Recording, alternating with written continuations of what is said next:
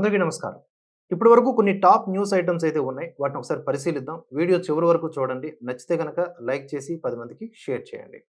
ముందుగా ప్రపంచంలోని ముస్లిం దేశాల ఐక్యత అవసరమని చెప్పేసి Iran supreme leader Ayatollah Ali Khamenei పిలుపునివ్వడం జరిగింది. ఇది ఎప్పుడు జరిగింది అంటే ప్రస్తుతానికి పాకిస్తాన్ ప్రధాని షహబాజ్ షరీఫ్ తన యొక్క టీమ్‌తో ప్రపంచ దేశాలు కొన్నిటిలో తిరుగుతున్నాడనమాట. అందులో భాగంగా ఇరాన్ వెళ్ళాడు. ఇరాన్‌లోనే ప్రస్తుతానికి ఉన్నాడు. అక్కడ అయతుల్లా ఖమీనీతో భేటీ అయ్యారు. ఆ భేటీలో పలు చర్చలు చేసుకున్నారు. ఏం చేస్తారు చర్చలు? ఇరు దేశాలు కూడా రకరకాల నష్టాల్లో, కష్టాల్లో ఉన్నాయి. జోగి జోగి రాసుకుంటే బూడిద రాలిందన్నట్లుగా ఏముంటాయి చెప్పండి? కానీ అక్కడికి వెళ్లి వీళ్ళు తీరా మాట్లాడింది ఏంటి అని ఆలోచిస్తే, ముస్లిం సమాజం ప్రస్తుతం ఎదుర్కొంటున్న సవాళ్లతో ఖమేనీతో చర్చించాను. ప్రాంతీయ స్థిరత్వము, బలమైన ద్వైపాక్షిక చర్చలు జరిగాయి. దక్షిణాసియాలో ఇటీవల నెలకొన్నటువంటి ఉద్రిక్తతల సమయంలో ఇరాన్ పోషించినటువంటి మధ్యవర్తిత్వం గొప్పది. ముస్లిం దేశాల్లో శాంతి, సామరస్యం, అభివృద్ధికి తమ సహకారం అందిస్తాము అని చెప్పేసి ఈ షహబాజ్ షరీఫ్ ట్వీట్ పెట్టాడనమాట. After meeting with Khamenei. ఈయన అంటే ఎవరు చెప్తున్నారు ఇక్కడ నీతి కబుర్లు? పాకిస్తాన్ అధ్యక్షుడు. అలా ఉంటుందన్నమాట పాకిస్తాన్ పరిస్థితి. ప్రస్తుతానికి ఇరాన్‌లో ఉన్నటువంటి ఆయన భారతదేశానికి కూడా ఒక పిలుపునిచ్చాడు. ఏంటి అంటే, రండి కూర్చొని మాట్లాడుకుందామని. భారత్ ఆల్రెడీ క్లారిటీ ఇచ్చేసిందిగా. కూర్చొని మాట్లాడడం అంటే ఓన్లీ పీఓకే మీదే. మిగతా ఏ విషయాల్లోనైనా సరే మీరు ముందుగా క్లియర్ చేసుకోవాలి. ఉగ్రవాదుల విషయంలో కలిసి ఆపరేషన్ నిర్వహించాలి. లేదా మేము కొడుతుంటే మూసుకొని కూర్చోవాలి. ఇది కాకుండా నీళ్లు కావాలి, పాలు కావాలి, రోటీ కావాలి, కపడా కావాలంటే కుదరదు. అవన్నీ బంద్ హో గయా. ఇది పాకిస్తాన్ పరిస్థితి. నెక్స్ట్ అప్డేట్‌లోకి వెళ్దాం. ఈ వార్త కాస్త ట్రంప్ గురించి చెప్పుకోవడంతో స్టార్ట్ చేయాలి. ఎందుకంటే ట్రంప్ అన్నిట్లో వేలు పెట్టి ఆఖరికి బకరా అయితున్నాడు. జోకర్ అయితున్నాడు. ప్రస్తుతానికి ట్రంప్ రష్యా విషయంలో కూడా అలాగే అబాసుపాలయ్యాడా అనిపిస్తోంది. First of all operation Sindoor జరుగుతా ఉన్నప్పుడు పాకిస్తాన్ కోరిక మేరకు పాకిస్తాన్ రిక్వెస్ట్ చేస్తే మనకున్న హాట్‌లైన్ ద్వారా ఆ ఏర్పాటు ద్వారా మాట్లాడుకుని మనం కాల్పుల విరమణ అనేది చేద్దామని డిసైడ్ అయితే, ఈ ట్రంప్ ముందుకొచ్చేసి నేను యుద్ధాన్ని ఆపా, అణుశక్తులను ఆపా, ఇది ఆపా, అది ఆపా, ఇంటెలిజెన్స్ తొక్క తోడుకొని ఇవన్నీ మాట్లాడాడు. సో అది ఎంతవరకు సబబు? అది చాలా చాలా చీప్ ట్రిక్ అనమాట. ఏదో ఒకటి అంటే మనకి ఒక ఘనతని మనం ఆపాదించుకోవడం, మనం చేయకపోయినా సరే వచ్చినటువంటి ఆ ఫలాన్ని తీసుకోవడం అనేలాగా. అలాగే రష్యా విషయంలో కూడా పుతిన్‌కి నేను చెప్పాను యుద్ధం ఆపేస్తాడన్నాడు. పుతిన్ ఏం చేశాడు అంటే 900కు పైగా డ్రోన్‌లతో తాజాగా దాడి చేశాడనమాట ఉక్రెయిన్ మీద. దెబ్బకి ట్రంప్ దగ్గరికి వెళ్లి మైకులు పెట్టి అడిగారు జర్నలిస్టులు. నేను షాక్ అయ్యా. What is this? నేను చాలా అప్సెట్ అయ్యాను. ఈ పుతిన్ ఏంటి పిచ్చోడిలా ఉన్నాడని చెప్పేసి మాట్లాడుతున్నాడు. ఇక్కడ పిచ్చోడు ఎవరు అంటే అమెరికానే. అమెరికా అధ్యక్షుడు ట్రంప్. వీళ్ళకి ఒక ద్వంద్వ విధానాలు ఉంటాయి. ఒక నాలుక ఉండదు. రకరకాలుగా వ్యవహరిస్తారు. వీళ్ళు చెప్పిందే జరగాలనేలాగా భ్రమపడతారు. కానీ ఎవరి దేశం వారికి ఉండాల్సినటువంటి అస్తిత్వ పోరాటం ఇవన్నీ ఉంటాయి. మధ్యలో వీళ్ళ యొక్క పైత్యం ఎక్కువైపోవడం వలన జరిగినటువంటి సంఘర్షణలు ఇవన్నీ. తాజాగా ఉక్రెయిన్‌పై రష్యా దాడులు తీవ్రతరం చేసింది. 900కు పైగా డ్రోన్‌లతో అటాక్ చేసిందంట. సుమారుగా 12 మంది చనిపోయారు ఈ దాడుల్లో.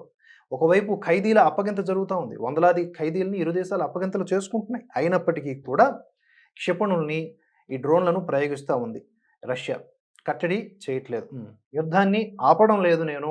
నాకున్న డిమాండ్స్ నాకున్నాయి. వాటికి సంబంధించి ముందుకొచ్చి చర్చిస్తామంటే ఓకే. లేదంటే కుదరదు. నువ్వెళ్లి టర్కీలో కూర్చొని మాట్లాడతాను. అక్కడికి నువ్వు రా అంటే రావడానికి నేను సిద్ధంగా లేను అని ఇండైరెక్ట్‌గా పుతిన్ చాలా స్పష్టంగా చెప్పినట్లుగా మనం అక్కడ అర్థం చేసుకోవచ్చు. మరి జెలెన్స్కీ ఇంకా ఎన్నాళ్ళు ఇలా డోలాయమాన పరిస్థితుల్లో ఉంటాడో కూడా వేచి చూడాలి. ప్రస్తుతానికి మన భారతదేశం తరపున పార్టీలకు అతీతంగా ఒక 7 బృందాలు అంతర్జాతీయ వేదికల మీద పాకిస్తాన్‌ని ఎండగొడుతూ ఉన్న సంగతి మనకు తెలిసిందే కదా! అందులో భాగంగా బీజేపీ నేత బైజయంత్ పాండా నేతృత్వంలోని బృందం బహ్రెయిన్‌లో పర్యటిస్తోంది. ఇక్కడ జమ్మూ కాశ్మీర్ మాజీ ముఖ్యమంత్రి గులాం నబీ ఆజాద్ కొన్ని కీలక వ్యాఖ్యలు చేశారు. అవి ఏంటో ఒకసారి చూడండి. బహ్రెయిన్ వివిధ మతాల సమ్మేళనం. ప్రజలు చాలా ఐక్యంగా ఉన్నారు. ఎలాంటి విభేదాలు లేవు. ఇది ఒక మినీ ఇండియాలా కనిపిస్తోంది. అఖిలపక్ష బృందంలో ఉన్న తామంతా వేరు పార్టీలకు చెందినవారు. ఐక్యంగా ప్రపంచ దేశాల ముందుకొచ్చాం. కానీ పాక్ మతపరమైన భావజాలంతో ఏర్పడిన దేశం. అయినా కూడా అక్కడి వారిలో ఐక్యత లేదు. అయితే తూర్పు పాకిస్తాన్, పశ్చిమ పాకిస్తాన్ ఐక్యంగా ఉండలేకపోయాయి. కానీ మన దేశంలో అన్ని మతాల ప్రజలు ఐక్యంగా ఉన్నారు. మేము శాంతి సామరస్యంతో జీవిస్తూ ఉన్నాం. కానీ పాకిస్తాన్‌లో నివసిస్తున్న ఉగ్రవాదుల సంఖ్య ప్రపంచవ్యాప్తంగా నివసిస్తున్న ఉగ్రవాదుల సంఖ్య కంటే ఎక్కువగా ఉండవచ్చు అని విమర్శలు గుప్పించారు. ఇదే తీరులో అసదుద్దీన్ ఓవైసీ కూడా మాట్లాడడం జరిగింది. ఈ పాకిస్తాన్ ఒక నకిలీ బ్యాచ్. వీళ్లకు అబద్ధాలు తప్ప ఇంకేమీ లేదు. వాళ్ళు జోకర్లు అని చెప్పి ఎండగట్టడం జరుగుతోంది. ఇది మన భారత్ అద్భుతంగా అప్లై చేస్తున్నటువంటి ఒక వ్యూహాత్మక యుద్ధం అని చెప్పుకోవచ్చు. అంటే గన్స్, క్షిపణులు వీటితోనే కాదు యుద్ధం చేయాల్సింది. ఇలాంటి వాటితో కూడా. అదే పార్టీలకు అతీతంగా ఈ టీమ్స్‌ని పంపించటం. చైనా పరిస్థితి ముందు నుయ్యి వెనక గొయ్యిలా ఉంది. ఎందుకు ఈ మాట అంటున్నాను అంటే, అక్కడ యువకులేమో సంఖ్య తగ్గుతా ఉంది. సరే వాళ్ళు సంతానం అభివృద్ధి చేసుకోవాలి అనుకుంటే, ఒకటే సంతానం అనే రూల్ ఒకటుంది. అది సడలించినా కూడా ఇంట్రెస్ట్ చూపించట్లేదు. అలవాటు చేసేసారు. సంతానం లేకుండా హాయిగా బ్రతకడం స్వేచ్ఛా జీవితం.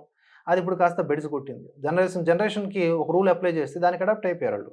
ఆ తరువాత వృద్ధాప్యం అంటే వృద్ధుల యొక్క సంఖ్య బాగా పెరిగిపోతా ఉంది. మానవ వనరుల యొక్క లేమి కనిపిస్తా ఉంది ఆ దేశంలో. ఇలా ఎన్నో రకాలైనటువంటి సమస్యలతో కొట్టుమిట్టాడుతా ఉంది ఆ దేశం. నడుమ ఏం చేస్తోంది అంటే ఈ చైనీయులు బంగ్లాదేశ్‌కి సంబంధించిన ఆడోళ్ళని ఎత్తుకుపోతా ఉన్నారు ఆ దేశానికి. అక్రమ మార్గంలో పెళ్లిళ్లు చేసుకోవడం, లేకపోతే కనెక్షన్స్ పెట్టుకోవడం చేస్తున్నారు. దీనిని ఆ దేశం తీవ్రంగా స్పందించింది. భార్యలను కొనాలనే ఆలోచనను చైనా ప్రజలు వదులుకోవాలి. బంగ్లాదేశ్‌లో పెళ్లిళ్లు చేసుకునే ముందు 100 సార్లు ఆలోచించుకోవాలని చెప్పేసి చైనా ఎంబసీ స్పష్టం చేయడం మనం చూస్తూ ఉన్నాం. చాలామంది టిక్‌టాక్ వంటి సోషల్ మీడియా వేదికల ద్వారా ఈ బంగ్లాదేశ్ అమ్మాయిల్ని మోసం చేసి వారిని వ్యభిచారం, అక్రమ వివాహాల్లోకి దింపుతున్నారని చెప్పేసి వార్తలొస్తూ ఉన్నాయి. ఏదేమైనా సుమారుగా 3,00,00,000 మంది చైనా మగవాళ్ళ కంటే పెళ్లిళ్ళు లేకపోయాయి. అంటే పిల్లలే లేకపోయాయి చేసుకోవడానికి. రూల్ నంబర్ 1 ఒకే బిడ్డ సూత్రం. దానికి తోడు మగపిల్లాడే కావాలని చెప్పి ఆడపిల్లలు కడుపులో ఉంటే చంపేయటం. వెరసి ఇటువంటి దుస్థితి ఆ దేశానికి అలుముకుంది. ఏదైనా సరే నియంతృత్వ పోకడ అణిచివేసేసి జనాల్ని కంట్రోల్ చేయాలని చూస్తే ఇలాంటి దౌర్భాగ్య పరిస్థితులు వస్తాయి. ఇంకా రాను రాను చైనా చాలా అనుభవిస్తుంది. కర్మ వదలదు. మన దేశానికి ఉన్న దౌర్భాగ్యం ఇంటి దొంగలే. ఎంత చెప్పుకున్నా వీళ్ళ గురించి, ఈ చిట్టా గురించి అంతు పట్టట్లేదనమాట. ఈ జ్యోతి మల్హోత్రా అండ్ అదర్ గ్యాంగ్ వాటితో పాటుగా మన ఆర్మీలోనూ, మన యొక్క జవాన్లలోనూ కూడా ఇటువంటి వాళ్ళు అప్పుడప్పుడు కనిపిస్తా ఉంటారు. ద్రోహులు. ఏదో ఒక రూపంలో ఎక్కడో ఒక చోట బలహీనతకు లోనయ్యో, డబ్బుకు లోబడో మొత్తానికి పాకిస్తాన్‌కి గూఢచర్యం చేస్తూ ఉన్నారు. అటువంటి ఆరోపణలతోనే నేషనల్ ఇన్వెస్టిగేషన్ ఏజెన్సీ ఓ సీఆర్‌పీఎఫ్ జవాన్‌ని అరెస్ట్ చేయడం జరిగింది గడిచిన సోమవారం. మోతీరామ్ జాట్ అనే సైనికుడిని ఢిల్లీలో అదుపులోకి తీసుకుంది. దేశానికి సంబంధించిన రహస్య సమాచారాన్ని పాక్ ఇంటెలిజెన్స్ అధికారులతో ఈయన పంచుకున్నాడంట. 2023 నుంచి ఈ వ్యవహారంలో ఉన్నాడని తెలుస్తోంది.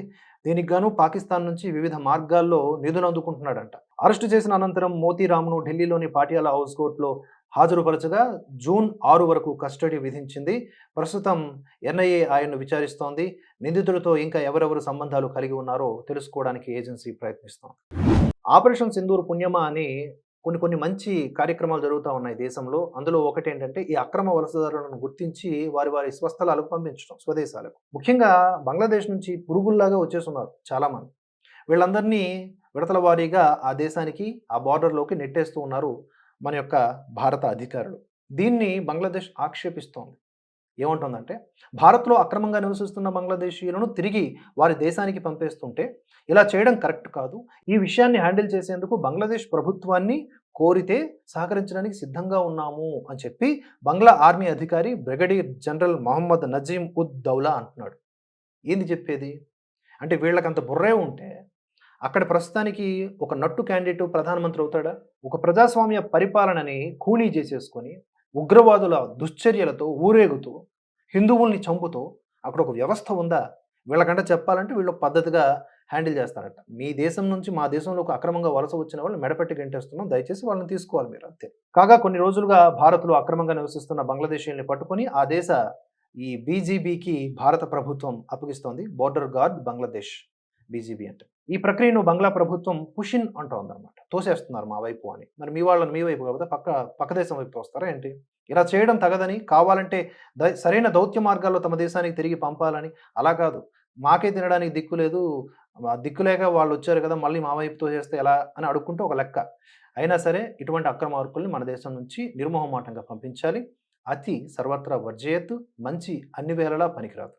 ఇక చివరగా ఒక న్యూస్ ఉంది. అదేంటో చూద్దాం. పహల్గాం ఉగ్రదాడికి ప్రతీకారంగా మన భారత సైన్యం ఆపరేషన్ సింధూర్‌ను చేపట్టిన సంగతి తెలిసిందే. అయితే ఈ సింధూర్ అనే పేరు బలంగా నాటుకుపోయింది ప్రతి భారతీయుడిలో. ఇది ఎప్పటికీ చెరిగిపోని ముద్ర వేసింది. మనం ప్రతీకారం తీర్చుకుంటే ఏ రేంజ్‌లో ఉంటుందో, తక్కువ వ్యవధిలో ముప్పు తిప్పలు ఎలా పెట్టగలమో ప్రపంచానికి చూపించాం. కనుక ఈ పేరుని శాశ్వతంగా ఉంచాలంటే ఏం చేయాలి? దానికోసం ఒక ఆలోచన చేసింది బీఎస్ఎఫ్. ఈ ఆపరేషన్‌లో భారత సైన్యం చూపినటువంటి తెగువకు గుర్తుగా సాంబా సెక్టార్‌లోని ఒక పోస్టుకు సింధూర్ అని పేరు పెట్టాలని చెప్పేసి ప్రతిపాదించింది. అలాగే మే 10న సరిహద్దు ప్రాంతాల్లో పాకిస్తాన్ జరిపినటువంటి కాల్పుల్లో అమరులైపోయినటువంటి మరో 2 మన జవాన్ల పేర్లను కూడా సరిహద్దులోని పోస్టులకు పెడితే బావుంటుందని చెప్పేసి ఆ యొక్క నిర్ణయాల్ని కూడా కేంద్ర ప్రభుత్వానికి పంపించింది. కేంద్ర ప్రభుత్వాన్ని కోరడం జరిగింది BSF. So, BSF IG Jammu frontier Shashank ఈ విషయాలన్నీ కూడా వెల్లడి చేశారు. ఏదేమైనప్పటికీ ఒక పోస్ట్‌కి సింధూర్ అని పేరు పెట్టడం మాత్రం హైలైట్‌గా ఉంది. ఈ వీడియో నచ్చింది అనుకుంటే తప్పకుండా లైక్ చేసి, కామెంట్ చేయడం మర్చిపోకండి. 10 మందికి షేర్ చేయండి. మన ఛానెల్‌ని సబ్స్క్రైబ్ చేసుకొని బెల్ నోటిఫికేషన్ బటన్‌ని ఆన్‌లో పెట్టుకోండి.